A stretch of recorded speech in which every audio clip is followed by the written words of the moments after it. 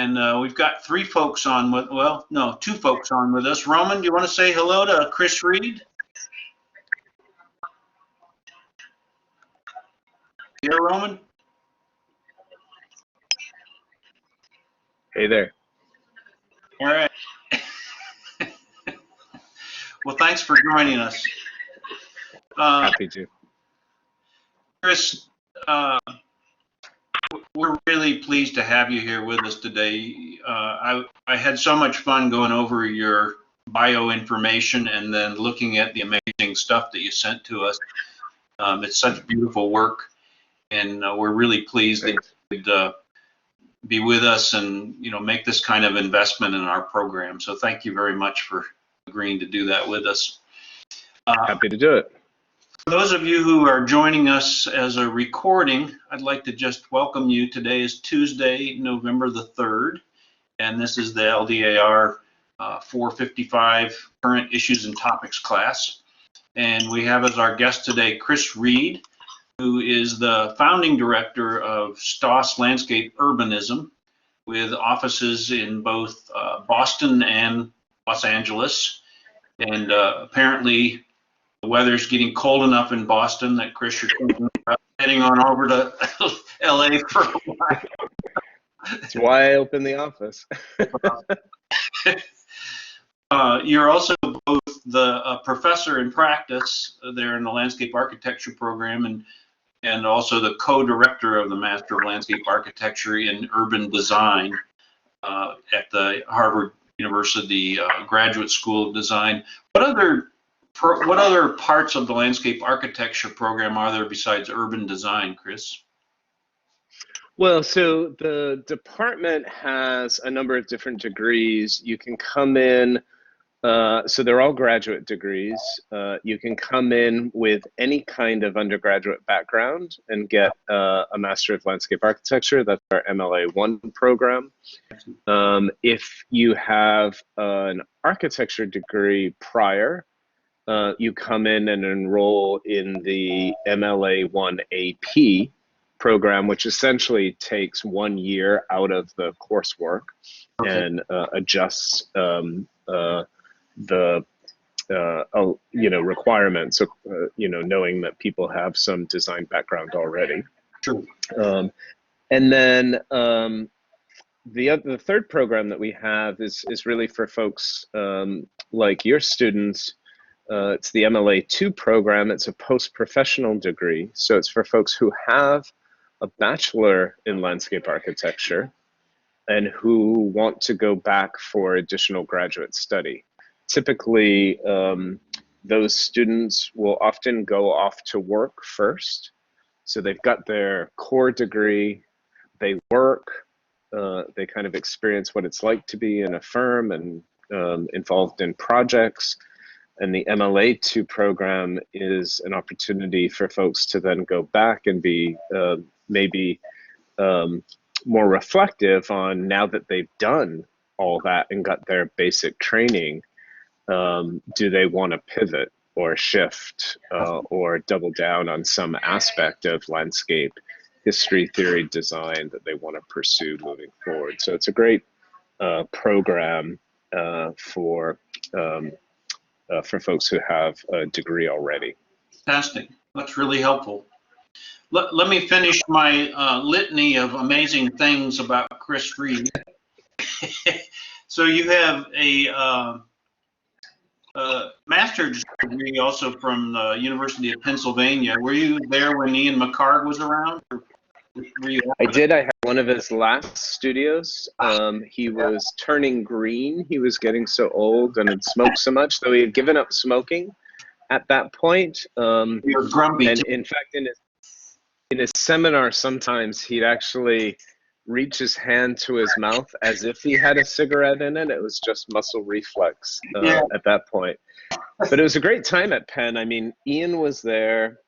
Ann Woodstead-Spurn was the chair when I started. Jim Corner was young and was one of the primary reasons I went there. And then within a year or two, John Dixon Hunt, the historian, came in and took over as chair. Okay. Anuradha Mater joined. It was an amazing moment actually for the Yeah. school to have this intersection of different people and different eras. We read several of Spurn's things in our design theory class that I teach in the spring. Excellent. Also, actually, one of your articles about that cool water plant out in, is it Oregon or? Uh, Oh yeah, Mount Tabor reservoirs. Yeah. yes, yeah. That's one of the very last lectures I give in the spring. It's fantastic. I love Ah, nice. that work. Thank you. Thanks. Yeah, so actually, most of the people who are taking this class are seniors this year, and as Great. juniors, they took the design theory class last spring. So they Yeah. will also recognize your work when they take a look at that. A couple of Great. other things. You apparently are particularly interested in this whole kind of relationship between landscape and ecology, but also infrastructure, like that project that we saw, and social spaces and cities. So I took a little peek at your presentation, so it looks like you have a lot of that in there. So that'll be great to see. Yeah. Also, you have projects all over the world, so I don't know if you're going to be showing any of your projects, but I think it's cool that you have things in Boston and LA, as well as St. Louis in the middle of the country, and Dallas, Detroit, Galveston, Abu Dhabi, which I think is way cool, and Dongshan, China. I was in Yeah. Shenzhen a couple of years ago and actually went to the landscape architecture department there at the university. And that would be a great connection if you can make that landscape architecture program, somehow connect it up. I don't, maybe you already are, but Shenzhen is a cool place. It's an amazing booming place right now. It's really the center of China's resurgence in a lot of ways. Yeah, yeah. It was. I had fun because I met some folks at a conference, and then they invited me back to their studio. They had, I think, maybe 30 people who were still in school but were working as interns in this big office, and Yep. asked me to crit one of their, be on a jury and critique. Oh, that's great. So it was way fun. That's great. All right, enough about me. So a bunch of honoring of your work and all kinds of recognition with the Cooper Hewitt National Design Award for Landscape Architecture, the Topos International Landscape Architecture Award, all different kinds of practice and project-based awards from Progressive Architecture, American Society of Landscape Architects, and on, which is all in your bio. I'll let the students read that. I was also interested to see, I guess this is a journal called Projective Ecologies. Yep. It's a book. Oh, it's a book. Okay. Yep. Yep.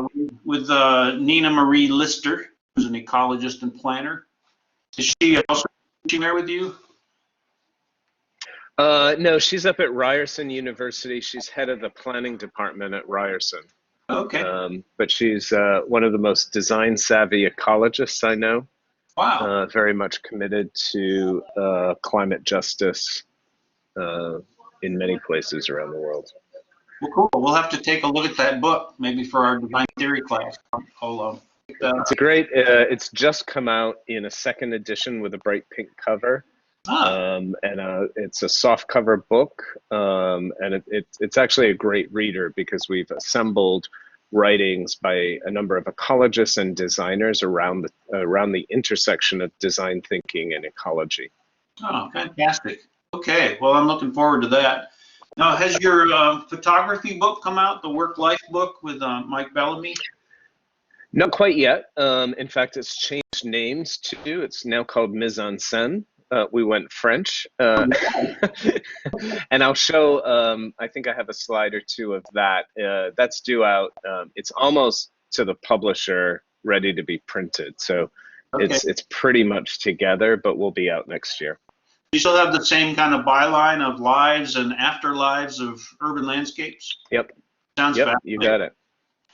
So Yeah, it's a great. art, or is it design, or is it art and design, or?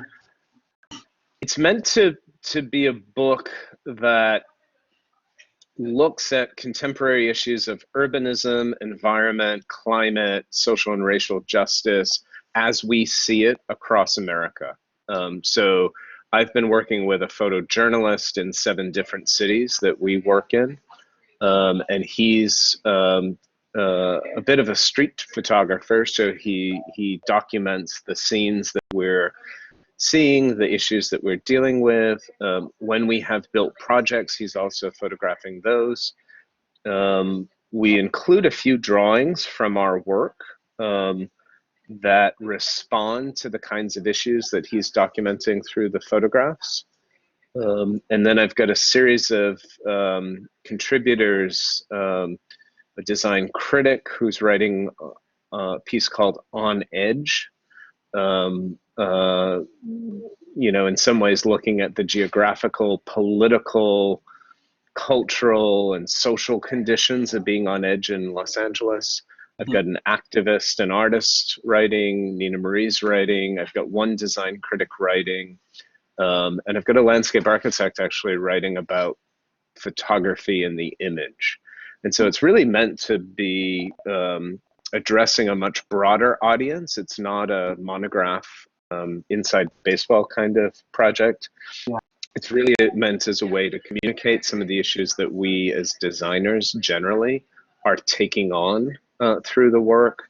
The kind of mise en scène means the scenery, the stage set that we're dealing with. And then it's also a reference to the way in which we think about our own projects in setting up new stages for new forms of social life, ecological life in cities. Oh, sounds fascinating. It's it's a nice book, I think. Great. I can't wait actually for it to get out the door. That's great. Well, before we jump into your presentation and some of the key issues that you'd like to share with us, I'd like to ask you to just give us kind of an overview of your own kind of personal and professional journey. Some of the things, like where you grew up maybe, and just, some of the things that you experienced have led you to where you are right now. Yeah, so I grew up in Massachusetts in a coastal city called New Bedford. It's a city of about 95,000 people. It's very much a working class city. It's a fishing town, fishing port. It was an industrial hub. And then prior to that, it was a whaling port. So it's probably wealthiest when it was a whaling port, way back. If you've read Moby Dick starts in New Bedford. Is that right? How about that? Yeah. I'll have to go back and read it. Yeah. But it's an interesting town. My dad's a funeral director. He's still alive and he's still working. My mom was a nurse turned homemaker. So I grew up in a house, 4 kids, modest means. And, spent a lot of time down on the waterfront, very active fishing port. I'd often take walks out on the hurricane dike. So this big hurricane dike was built to protect some of the industries from many hurricanes that were hitting the city during the mid 20th century. There was one place where you could walk out on it and get to an island out in the middle, and the island was this remnant ecology, right in the middle of the harbor. You could see the port, you could hear the activity that was going on. Sometimes you could smell the fish, but you also felt like you were away. It's like you were in this other world.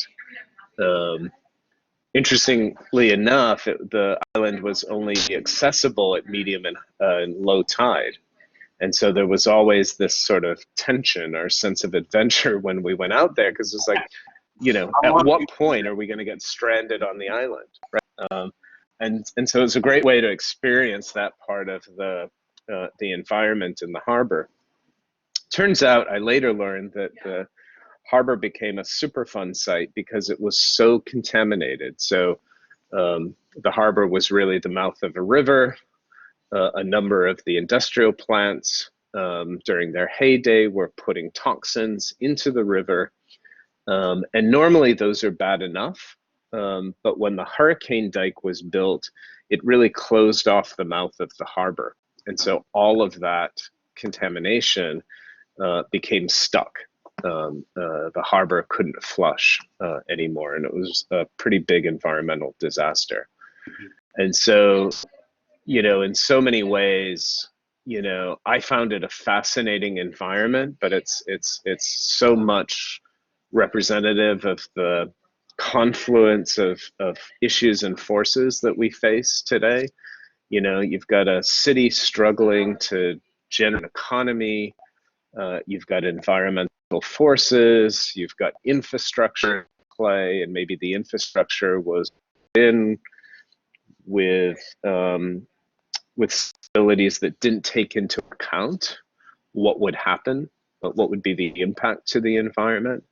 You've got contamination, and yet it still became a sort of, childhood playground, if you will, in many ways. So, that to me was formative, I think. I didn't realize it at the time. Of course, this is just post-rationalization, thinking through, how I grew up.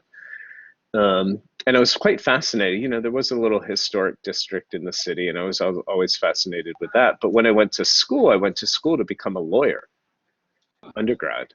And after taking about, 5 months worth of classes, I decided no way that being a lawyer wasn't for me. But I did discover that you could study the city.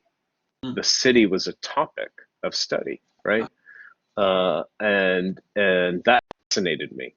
And so I studied, taking courses, learning about the history of the American city in particular, really understanding the work of Olmsted during the mid to late 19th century, and not just the parks he was building as an escape from the city, although those were really quite fascinating because it was tied into the social reform efforts at the time, right? There was a social agenda to what those parks were.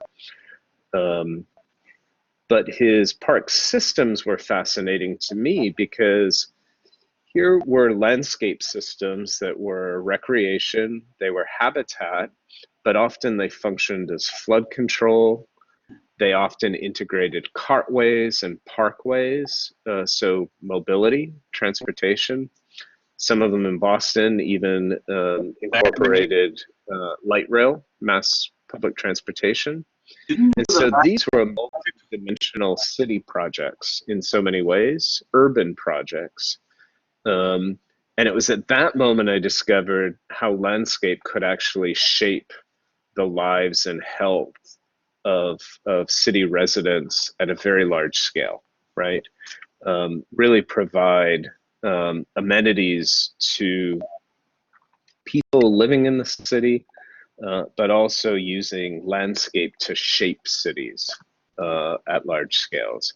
And that became powerful. So, many people come into landscape through horticulture or gardening or because they're interested in the environment. I came into it through cities because I saw it as a vehicle for making new, robust cities and urban districts. When I came out of school, I had the opportunity to do the Career Discovery Program, which I think is now called Design Discovery at Harvard's Graduate School of Design. It's a 6-week summer program. And that was really the first landscape design courses that I took. And I think that opened up a world for me. From there, I worked for Michael Van Valkenburg Associates for a year, although it was not a glamorous job. I was called office boy. I was, I was fortunate every now and then to be able to help with the model, work on a drawing with some of the staff, but I was really there as a sort of junior assistant, all around hands-on kind of person. So if something broke, I'd fix it. I helped front office staff organize things. Occasionally I'd take the dog for a walk, which was kind of nice. But I had a year really seeing the workings of a landscape architectural practice before I then went back to school. And at that point, chose to go to Penn because of this intersection of Ian McHarg, James Corner, and Spurn all being there at the same time. There was something of the environmental, there was something of the social, there was something of the very progressive and ambitious design agendas that were new and interesting and fresh. And so I chose to go there. From there I started working. I spent 6 months up here in Boston. I moved back to Boston from Philadelphia, and eventually found work at Hargraves Associates when they opened an office in Boston. They had an office in San Francisco. I wanted to go to San Francisco. I was dating a woman who was in law school in Boston. And so there was a negotiation about where I was going to move. Part of that negotiation involved her agreeing to marry me if I would come to Boston. And then within 6 months, Hargraves opened an office. So I kind of got what I wanted anyway. And I also got a wife and a whole new life. It was kind of nice. And I worked at Hargraves for 6 years before starting my own practice. Okay. And can you tell us just a little bit about that experience? I know it's part of your presentation, so maybe that's a good segue into that. Yeah, let's pull it up, and we can flip through a few things. We can skip back and forth in it. You've got the file there? I do. I'm just in the process of sharing my screen.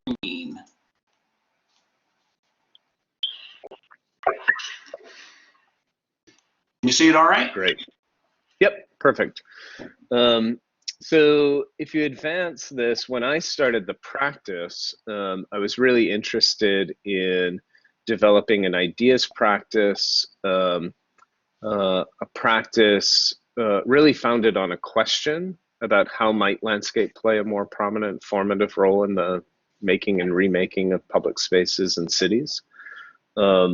This was an idea tied to an emerging discourse on landscape urbanism.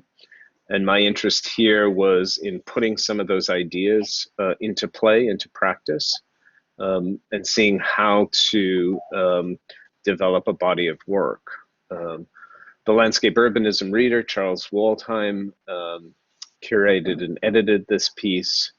I contributed a piece called Public Works Practice, looking to really expand the notion of what practice is and the ways in which landscape could function. Because this was early on. This was around 2003, 2004 when I first started writing the piece.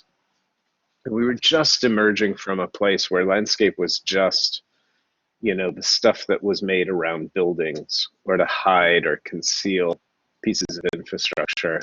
And I thought landscape had a lot more agency than that. So, on the one hand, I wanted to do this research and write. On the other hand, I wanted to found a practice, and eventually also wanted to teach. And it's this kind of intersection of teaching, research, and practice that continue to kind of inform the way that I work today. Okay. You can skip ahead here. Got a couple images of an early competition project that really looked at a landscape-based urban fabric. This is the practice now. You can keep flipping here. Stoss, we have an agenda here. We don't think landscape is background. We think it's a catalyst for positive change at multiple scales with different kinds of impacts. Next, and the work that we do really then sets up resilient landscapes and social spaces that foster a new sense of vitality, equity, and community in the public realm. So we're very much focused on public landscapes as a starting point. And those can be of all scales and sizes. So a public plaza at Harvard University that really deals with social space, an urbanism proposal in the city of Dallas that takes all the stormwater for the city and recycles it and develops a new set of neighborhoods around a landscape infrastructure. And finally dealing with, on the next slide, projects that are at very large scales, entire islands. Galveston Island, I think, is the next slide. Yeah. Sorry, it's stuck. It's okay. No, that's all right. Galveston there. Yeah, there's Galveston Island. So really looking at things at a regional scale that deal with large environmental issues. I think there are a few areas where we distinguish ourselves these days. The first next is in taking a multidimensional approach to climate issues. You can flip ahead. Yep. There you go. Yeah, multidimensional approach to climate resiliency. So anything from the site scale to the very regional scale, and we're talking about environments that have too much water and not enough water. Next. We're also committed to promoting social and environmental justice through the work that we do, through the way in which we engage people and bring new audiences to the table, and through which those conversations then result in design projects. We're tackling tough post-industrial sites, neglected urban infrastructure. Next. We develop inventive planting and ecological strategies that respond to the altered sites that we work in, a lot of which are industrial or brownfield. And we're devoted to creating flexible and adaptable social spaces within the city, whether that's for a private client, public client, or institutional client. And I think on the next slide, you see the range of services that we provide. So we do landscape architecture, but we also do urban design, do climate and resiliency design. We do a lot of public engagement, especially interactive public engagement. We also do strategic advising. So sometimes people just want advice on who to hire for an architect or an artist, or to think about what's next in the life of their institution. And we also do research. Research not only that results in books, but research on materials. This is mycelium research that we were doing, looking at 3D printing techniques and molding techniques using this mycelium product. Wow. So really quite expansive Yeah. in terms of the kinds of things we do. You can keep going here. Forget what I've, that's New Bedford. That's New Bedford Harbor. You can see the big hurricane dike, and you can see the way it closed down that harbor. Commerce Island, the site in the middle. But that's my starting point. That's where I grew up. It's about 60 miles south of Boston now. And there's some of the work by Olmsted that initially inspired me. And that construction image on the bottom right is great. You can see how this linear park is a flood control project. It's got railroad tracks. That's the light rail system. It's got roadways and all, really complex. And it happened in a place where there used to be mud flats. So it's really providing a foundation for new urban districts. We'll keep going. Is that the name of this? Back Bay? The top one's the Back Bay Fens, and the bottom one is the tail of that, which is the Muddy River, the end of the Muddy River.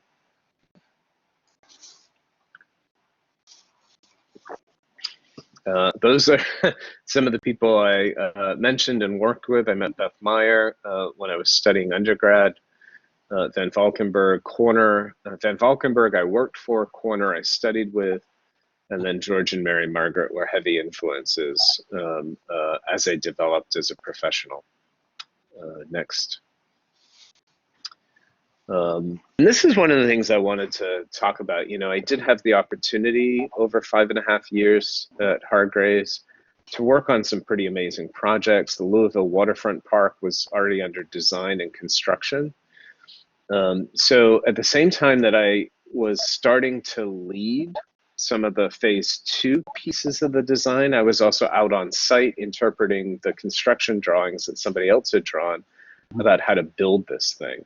The University of Cincinnati, I worked on a whole series of projects, really managed a whole series of projects, from open spaces to this compilation of new buildings and open spaces at the heart of campus. We were coordinating the work of 4 different architectural teams on 4 different buildings, and creating this open space in the middle that connected lower campus to upper campus.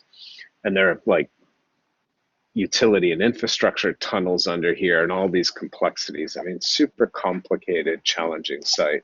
And then I worked on the presidential. What's that? So many different elevation changes, trying to figure out how to get from one to the other. Exactly, and keeping within code 5% and fire truck access and all this kind of stuff. It's amazing what's, what looks like a fairly simple project's actually super, super complex. But those are that was the complicated work I was working on. The next slide shows what I actually did, right? I think a lot of people think when they go into a design office, they want to work on design stuff, right? And they think that design stuff means the front end conceptual design work. But if you flip to the next slide, what I was doing was focusing a lot on project management and office management and how to do a contract and how to negotiate an additional service, how to develop project fees and translate that into staffing and hiring and personnel, how to work with clients, how to work with internal teams and consultant teams and coordinate on these really tricky projects, coordinate with the external teams, with architects and engineers. I learned about construction documentation and construction administration. I got licensed. And eventually through here, I also got the opportunity to work on some conceptual and schematic design. But it's really because of some of my willingness to take on project management responsibilities that I was able to do a lot more than a lot of folks coming into the office were, and was able to really develop a much more rounded understanding of how to run a practice. Yeah. So I encourage you to take advantage of the situation that you get yourself into, learn the thing that's in front of you, and really dig in, because it helped me understand how to run projects and how to run a practice, which is ultimately what I wanted to do. So Chris, can you just talk a little bit about what was your approach to learning this? I mean, were you just sort of thrown into the? Just thrown in. Yeah. I mean, that was the great aspect of Hargraves, is if you had the initiative and demonstrated that you were willing to take something on, you were just given things. There were people around to help advise and all that, but you weren't, it was an office that really counted on people having initiative and figuring it out. Yeah. Right. And that's what was fun. So when I say I was thrown onto a site with somebody else's construction documents, it's absolutely fun. I'm looking at the construction documents, trying to interpret them, and then looking at what's in the field and then talking to the contractor and saying, no, we need to make an adjustment here, or there's a conflict here. Or one day at Louisville, we were trying to get this really, really big lawn, super, super gently sloping, tilted lawn that was supposed to be one plane. Yeah, it's in the bottom of the left-hand image there. And I was out there alone, 2 guys in bulldozers. I've been there. And I would just stand back and kind of look and go, no, I need you to shave another inch off over there. And at some point they were looking at me kind of, like, what is up with you? But there's a moment where, the construction guys get into these challenging projects and they eventually come to really adopt them and say, look, so much care and craft went into the making of these landscapes, right? Which is not what they're typically asked to do. Right. And I think they end up getting wrapped up into it. But yeah, it was learning on the fly, learning on the go, taking the initiative, being given opportunities, and running with them. I highly recommend that as a way to learn. And you were thinking all along, at some point I want my own business, and so that was part of your Yeah. for jumping in with both feet and saying, okay, I don't know how to do this, but I'll figure it out, right? Yeah, I suspected I did, or I knew I was ambitious. So yeah, I had to want to take over the firm I was in, or or have my own Yeah. at a certain point. So I at a certain point, we had gotten so far in a couple of the projects, I decided it was the right time, and I broke away. I didn't take any projects or didn't have any work. I recommend that as a strategy. Sat there and had a lot of time to invent a logo and to think of a name and all that kind of stuff. But I really started, that's my wife. She's legal. Uh, she's a co-owner in the firm. And beyond that, I did everything. How to market, how to make a contract, how to do CDs, HR, the whole bit. On the next slide, I think. Did you have to walk your dog too? We didn't have a dog, but if you flip one slide, we had a kid. That's Silas. We founded the firm and had a baby in the same month. Wow. We lived in a 2-bedroom apartment on the second floor of that house. Wow. We, of course, lived in the main bedroom, and we gave the second bedroom to the office, not to the kid. The kid lived in a walk-in closet that had a window. It had a window, so technically in our mind it was a room. It's one where we had to assemble the crib in the room because you couldn't get it through the doorway. But that's where he started life, and that's where the office started in the back room of our house. There was one morning when I came out too early, or actually I slept in because I was changing paper in a printer all night, and came out unprepared for having employees in my house after having just crawled out of bed and decided it was time to get a real office space. But at this point, we were working on speculative competitions. That's the Toronto Downlands. We were taking on small projects, experimental projects. I think the next one's a little, that's an installation at a garden festival in Grand Marais, Quebec, that really just dealt with poured in place. And I was also teaching. I was using teaching as a way to have an income for myself, to do some speculative work through studios, and to put all the money that was coming into the office really back into the office at that point. So I think the next slide shows a host of different institutions that I taught at, mostly up and down the East Coast, but also out to Wisconsin. And then from there, we've just continued to build the practice.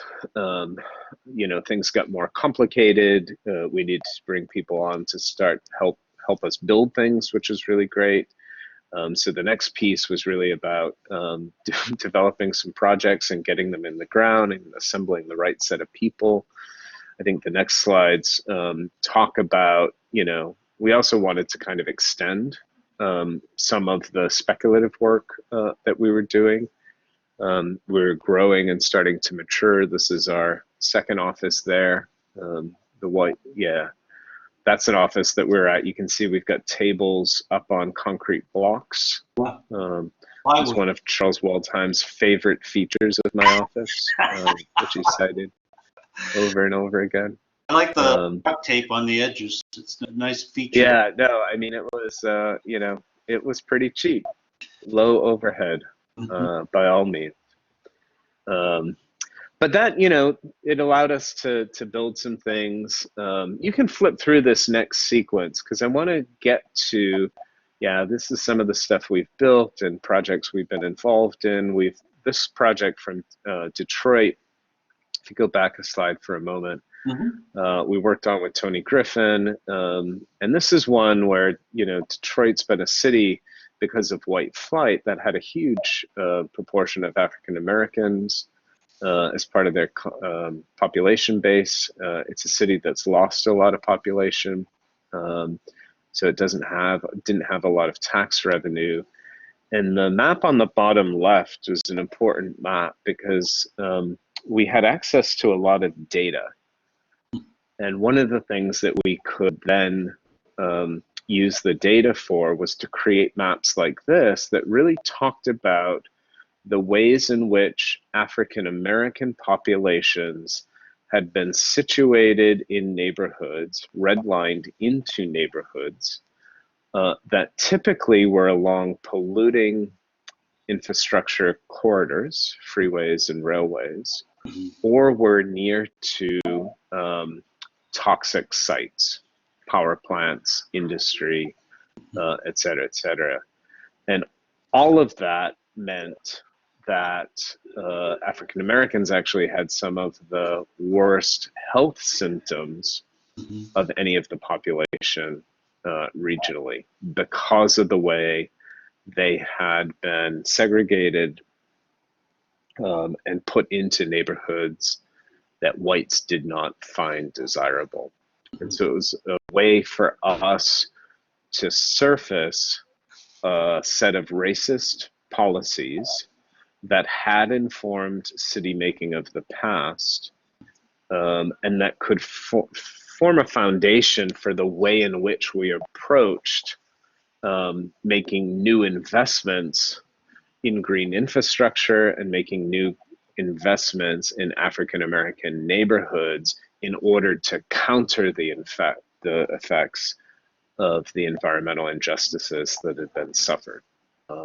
So a really important project for us because it combined the healing nature of landscape and ecology with some pretty tough environmental data based on racist policies with a social equity agenda at the scale of a very large city, 139 square miles.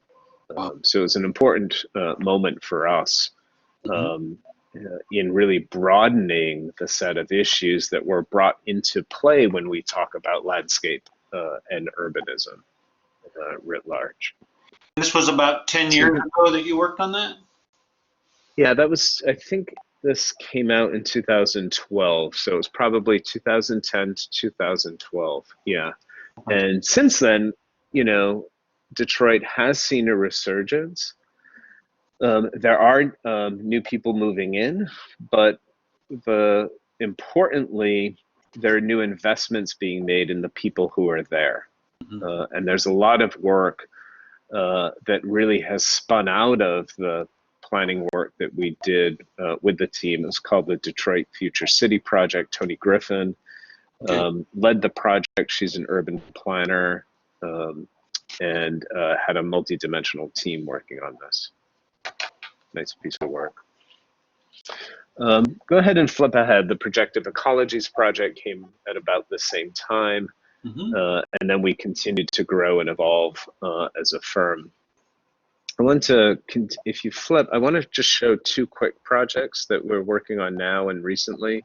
So we do have 2 offices. We've got 4 directors, you know, a lot of diverse and talented people working with us. Go next. Next. Oh, yeah. So this is interesting. I mean, you know, we do a lot of advocacy. So I wrote an op-ed that appeared in the paper, often writing on issues of climate, or in this case, the role of parks in a pandemic. You may know that minority and African American populations have suffered disproportionately from the effect of the pandemic. They also have less access to big open spaces and linear open spaces. And so the advocacy piece was about that. At school, we're talking about how to dismantle systemic racism in our teaching and administration. Next, we at STOS have an internship program with the Madison Park Development Corporation that puts local teenagers to work. These are a couple of the ones that are, this is on hiatus for a little while, but we'll come back. We do a lot of fabrication and research, have access to a big Autodesk facility, not so far from our office. Next. The studio work, I hope you take a look at the links I sent you. Retooling Metropolis looked at an industrialized portion of the bayou or river in Houston, Texas, alongside neighborhoods that were populated by BIPOC communities and individuals. So the Buffalo Bayou project that you might know is a really nice project, but it's surrounded by white upper class neighborhoods. And we were looking at the eastern stretch that had environmental contamination and a whole series of other things going on within the context of minority neighborhoods. Multiple Miamis was a project in the Old Town neighborhood of Miami. This was a neighborhood that was African American. It had been the neighborhood, the only neighborhood that African American and Afro-Caribbean folks were allowed to live for a while. It had been cut by highways, and the studio really looked at ways in which to stitch those neighborhoods back together and provide housing and other amenities for the people in place. And then most recently, SMO Park Plus looked at the conversion of a municipal airport in Santa Monica out in Los Angeles into a public park and climate infrastructure project. This is where I want to give a plug. I talked earlier on about the programs that we have at the Graduate School of Design for post-professional folks. So a lot of you in the program are getting your Bachelor of Landscape Architecture degree. You're able to, I welcome you to take a look at the offerings that the GSD has. Our MLA 2 program is designed for folks that have an undergraduate degree like you. Oftentimes, folks in the MLA 2 program will have gone out and worked for a little bit and then come back to school to study for 2 years. We also have a program called the Master of Landscape Architecture in Urban Design program. And that's a program that really focuses on the urban design of cities, but from a landscape perspective. So I'd encourage you all to look at our website, look at our resources. Harvard has a very good financial aid program that I think meets the needs of, if not all, students from the US. And I really do encourage you to take a look at it. Other projects, this is the Mise en Scène project, and really looks at 7 different cities across the US and the social, environmental, and economic challenges that cities are facing today, and the way in which designers like ourselves really take on some of those challenges. And then I know we're getting short of time, but if you flip ahead here, keep going.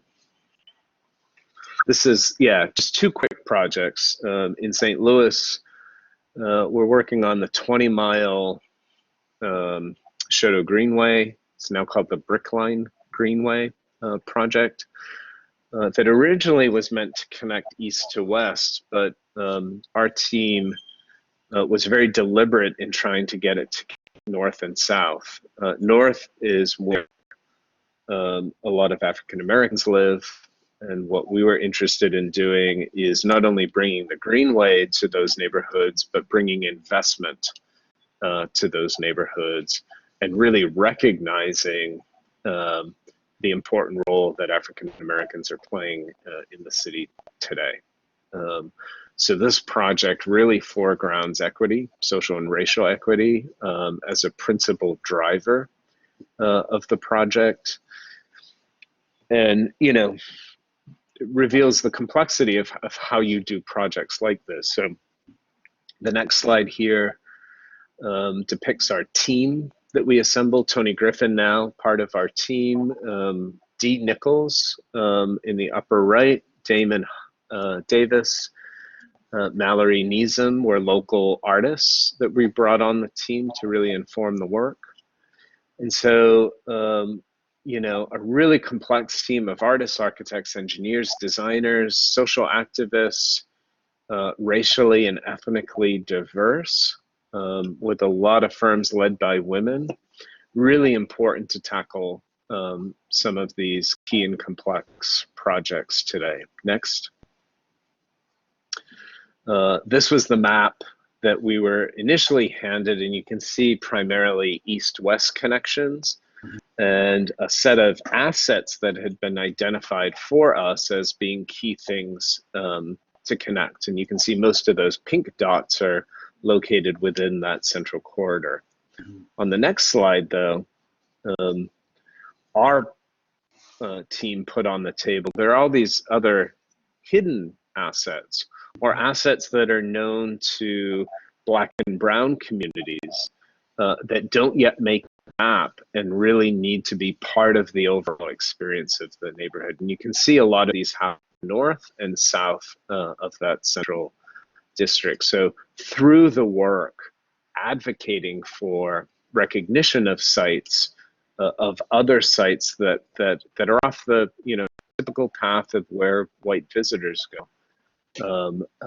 And finding places to make investments in Black and Brown communities. Next. A few weeks ago, our guest was Kofi Byrne with the North Carolina State University Landscape Architecture Program. One of the articles he shared with us was the importance of Black landscapes and really literally mapping those things. So it's great to see that. Yep. That's a beautiful example of that. Yeah, and that's exactly what this map is too. It's mapping the locations of important Black histories and cultures. An entire neighborhood at the middle of the city that had been erased by urban redevelopment, thriving Black community. Places like Fairground Park, which was home to the first public pools ever integrated. But also then a couple days later resulted in some of the worst race riots that St. Louis had seen. So St. Louis has this one step forward, one step back relationship, people striving to move forward and then being set back. And part of what we wanted to do with the project is just bring those histories to light and be honest about them.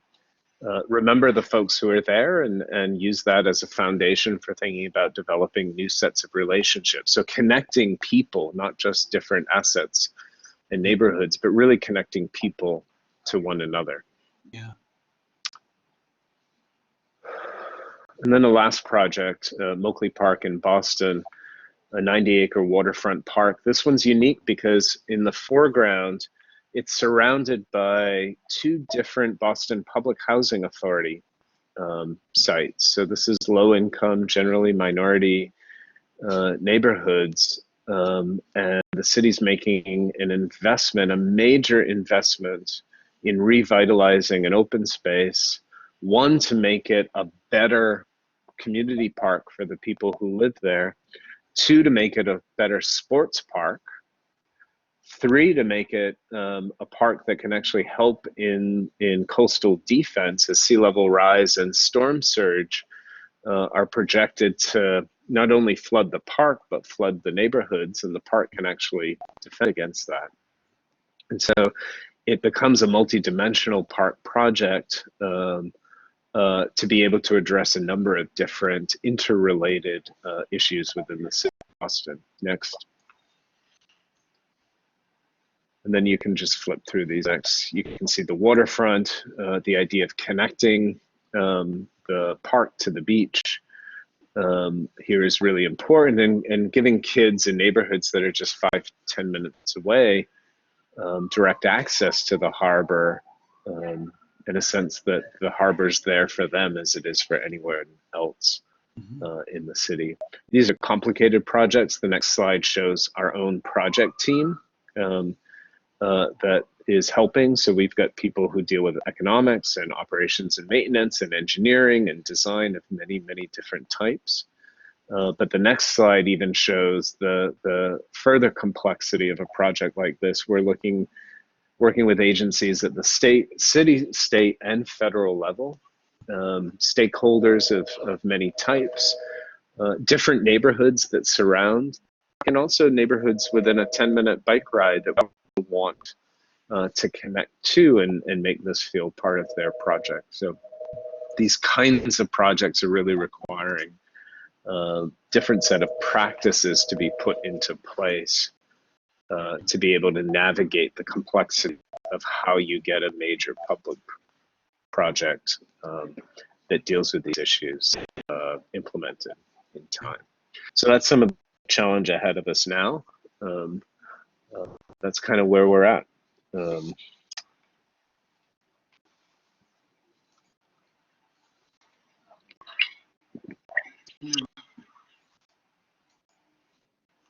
Okay, that was fantastic. What a great whirlwind tour of your history and some amazing work that you've been doing. It's very cool. A little bit of everything. What I'd like to do is ask the students first if they have any questions for you, and then maybe give you an opportunity to kind of wrap things up in terms of some of the key issues and topics that you're kind of most interested in continuing to work on for your next 30 years. I think Roman's got a question here. Yeah, Roman, I don't know if you can turn your microphone on, but let's see if I can at least get your chat here.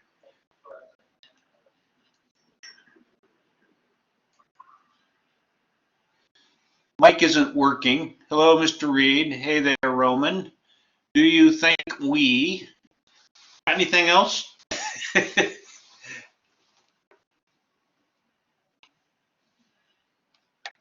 Be able to make urban areas more ecological. Absolutely. You know, I think no matter the size of the site that you're dealing with, there are ways in which to layer in a kind of ecological or environmental sensibility. We worked on a 1/4 acre site in Milwaukee, Wisconsin, and we're able to just use on-site stormwater resources to feed a new wetland that we were creating in the middle of a new public plaza. And so in that one, it was how do you allow for new human occupation, but how do you do that within the context of re-inaugurating ecological dynamics and living things? It's a very simple project. It's got a grove of trees and then an open lawn, and then we terrace the site down to an area that gets flooded after most rainstorms. And it's in that area that we've developed a native marsh within the context of a working port, right? So I think even at the smallest site, there are ways in which to layer in biodiversity, stormwater measures, habitat, whatever it is. And you can begin to imagine that if you did that incrementally, a whole series of these smaller projects could layer up and add up to something of serious significance. And I think you're asking, how do you think it'll impact us as a nation? I think it's one of the things that we absolutely embed in the work. I mean, on the one hand, I am an environmentalist, but I also think as a designer, we can achieve our environmental goals, our social goals, our cultural goals through design, right? So the influence of the human hand in that is always very important to me. We're not trying to fake nature. Oftentimes we put back the nature that was in a site because it won't work anymore. The conditions have changed. So just being honest about the human hand in that is really important to us. Do you think our roads are healthy, and how would we be able to replace or transform them? Yeah, you know, auto emissions, I think, are one of the biggest causes of carbon in the atmosphere, which is itself contributing to climate change. So I know there's a lot of research going on now about switching to alternative fuels. Unfortunately, a lot of um, what's being produced ends up um, being produced at the luxury level that everyday people can't afford. I think the effort to retake city streets for people and bicycles, and we've seen this with COVID, simply because there weren't a lot of cars around, and the need for spacing out. Cities have kind of recaptured space in streets, and some cities are now making that permanent. So permanent areas that reduce where automobile traffic goes and expand where pedestrians, bicyclists, cafe goers, people can be. I think is a healthy turn. Um, I think smart mobility systems can assist with that. I think advances in technology again and alternative energy resources will help in a lot of ways. And I think all that becomes part of the bigger project of an ecological urbanism, if you will, that can help to frame out, the next century. Of course, we need businesses behind that effort, and we need government behind that effort. Um, I think we've got a lot of people behind that effort right now. It is interesting to me that when certain levels of government, particularly the federal government, fail to take climate change seriously, you do see local and state governments and a lot of businesses filling the gap. So that's hopeful. But I've got to say, we need government at all levels working to assist in this effort. And while I'm being political, if you haven't yet voted today, you can leave this lecture right now and go out and make your voice, please. Excellent. I'm glad you worked that one in there, Chris. Okay, Roman has another question. I have the honor of being able to have Roman in two different classes, and he's doing some amazing design work on a project in another class. So it's fun to see him interacting with you. Oh, excellent. Yeah, this, a question about how landscape can help balance CO2 release through agriculture, especially related to cows and other types of cattle. I mean, there are landscapes that can absorb and pull carbon back into the atmosphere. I do think there's an issue with our food systems these days, right? And how heavily dependent we are on meat and on industrial agriculture, none of which is good for the environment. Or us.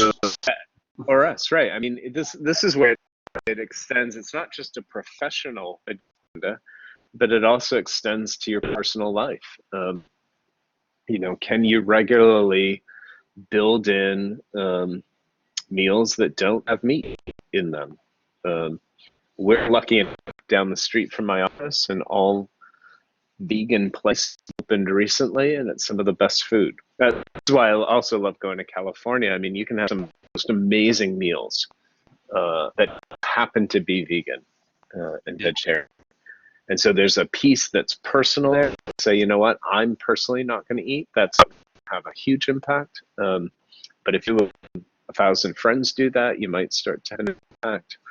But I think looking at the ways in which landscape systems can maybe be the foundation for alternative food production practices might be a way to begin to address this, so that we don't have to do things at such an industrial scale, so that we have food security at the local levels and aren't just trucking in from a number of other places. One of the interesting things my students discovered in doing research on the Santa Monica Airport project is that a lot of West LA and Santa Monica used to be farmland, agricultural land. And right now, Santa Monica is one of the most well-known farmers markets. Really amazing organic produce. But oddly enough, none of that is being produced within 20 miles of where the farmers market is. All that organic produce is being trucked in from other parts of the state. And of course, with trucking comes pollution and carbon. And so really rethinking the way that our food production systems work, I think is fundamental to how we think about a future that's climate adapted. Trying to get to some of the design work that you did, but I think I might have gone over it here. So in that booklet, there's actually one pair of students that worked on a food park. That's what I was looking for. Do you remember where that is in there? Is it? Yeah, probably it's the first project in there. Okay. So in the project section. Let's see. Am I getting close? We don't see your screen. Oh, you don't have my screen? No. All right.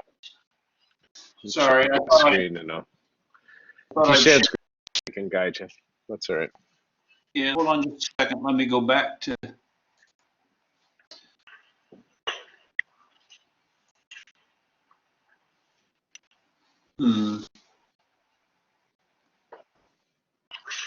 Does it work now? Well, I was trying to get too fancy. Can you see my screen now? Okay. We can. So that's the Retool Metropolis one. The other one, the other link is the SMO Park. Yeah. Got it. Okay. I just clicked on the wrong one, I guess. Yeah. Okay. Sorry. I was just. I actually made a screenshot of this because the graphic was so beautiful on it. You know, turning this urban airport into a food park, I thought was brilliant. Yeah. So yeah, I go like 30 pages in and see where we're at. Okay. All right, so I'm going a little bit slow here. Yeah, that's okay. Yeah, a little further. Come on, baby.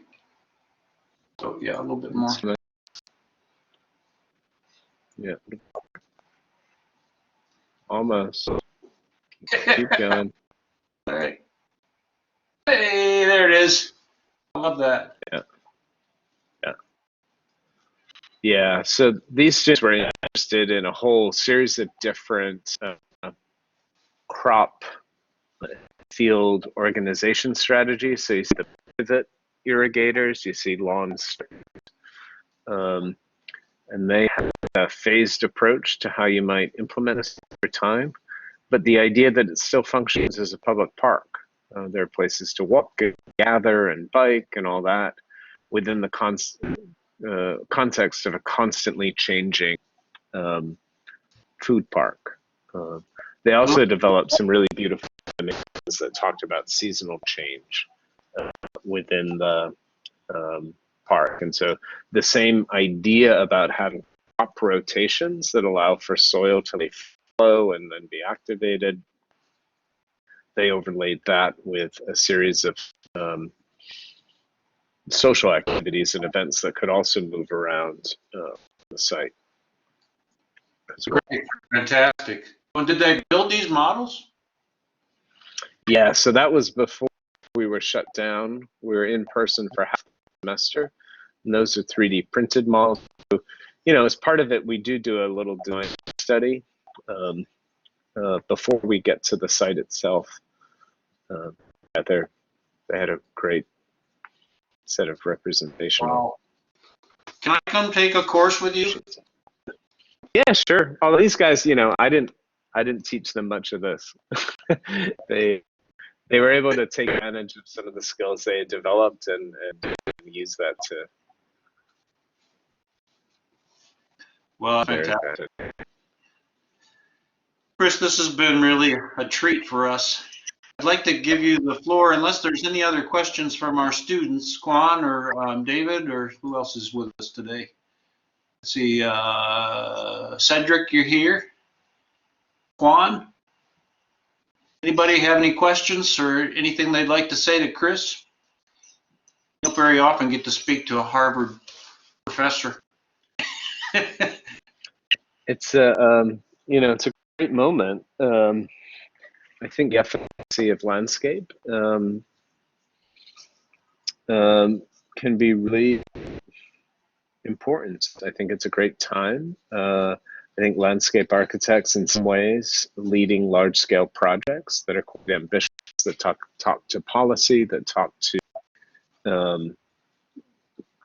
issues of energy and climate and environment and racism and the whole gamut. I think it's a great time to be a landscape architect, and I think to have a really expansive view.